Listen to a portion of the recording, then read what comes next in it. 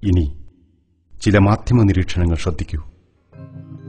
കണ്ണൂരിൽ കോട്ടകെട്ടി മറ്റു ജനാധിപത്യ ശക്തികളെ വേരൂന്നാൻ അനുവദിക്കാതെ CPM എന്താണ് നേടുന്നത്? കൊലപാതക രാഷ്ട്രീയം കൊണ്ട് കണ്ണൂരിൽ പ്രത്യേകിച്ച് ഒരു രാഷ്ട്രീയ നേട്ടവും ഉണ്ടാക്കിയിട്ടില്ല. എന്നിട്ടും കൊലപാതക രാഷ്ട്രീയം കണ്ണൂരിൽ അനുസ്യൂതം തുടരുന്നു. എന്തുകൊണ്ടായിരിക്കാം?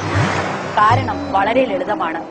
കൊലപാതകങ്ങളെ പ്രോത്സാഹിപ്പിക്കാൻ എളുപ്പമാണ്. സ്വന്തം വീട്ടിൽ അമ്മയോടോ അനുജനോടോ അച്ഛനോടോ പോയി കൊല്ലാനും ചാവാനും പറയാൻ ഈ നേതാക്കൾ തയ്യാറാകുമോ?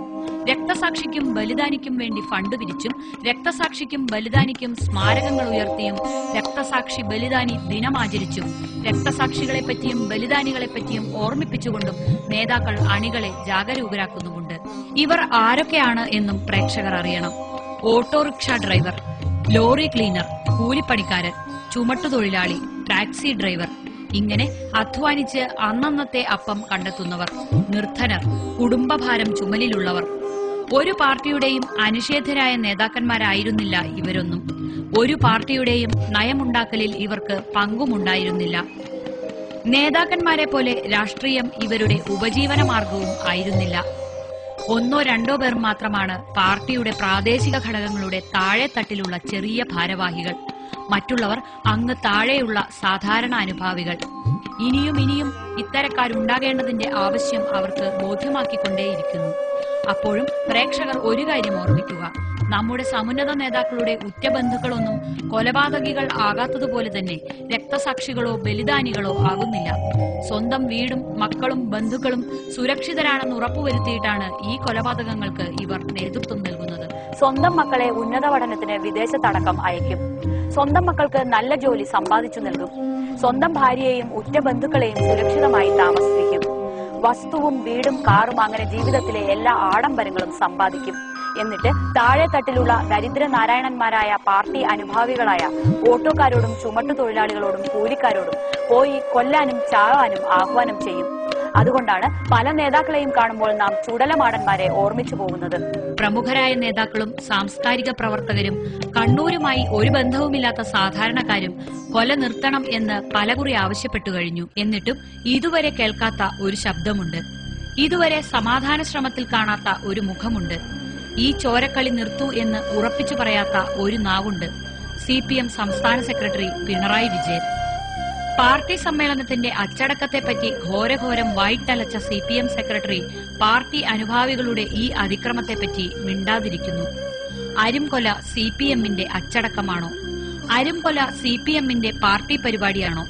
കണ്ണൂരിന്റെ പിണറായിക്കാരനായ സ്വന്തം പിണറായി വിജയന് സ്വന്തം ജില്ലയിൽ സമാധാനം വേണ്ട എന്നുണ്ടോ? മതാത്മക വർഗീയവാദികളെ പിന്നിലാക്കുന്ന നിഷ്ഠൂര നിലപാടുകളിലേക്ക് പോലും CPM കടന്നുവന്നു. പറയുന്നത് കേൾക്കാൻ മാത്രം വിധിക്കപ്പെട്ട കണ്ണൂരിലെ കുപ്രസിദ്ധമായ പാർട്ടി ഗ്രാമങ്ങൾ ഇങ്ങനെ രൂപപ്പെട്ടതാണ്. ഇവിടെ ഭൂരിപക്ഷ ന്യൂനപക്ഷ വ്യത്യാസങ്ങളില്ല. എല്ലാം പാർട്ടിമയം, പാർട്ടി നയം.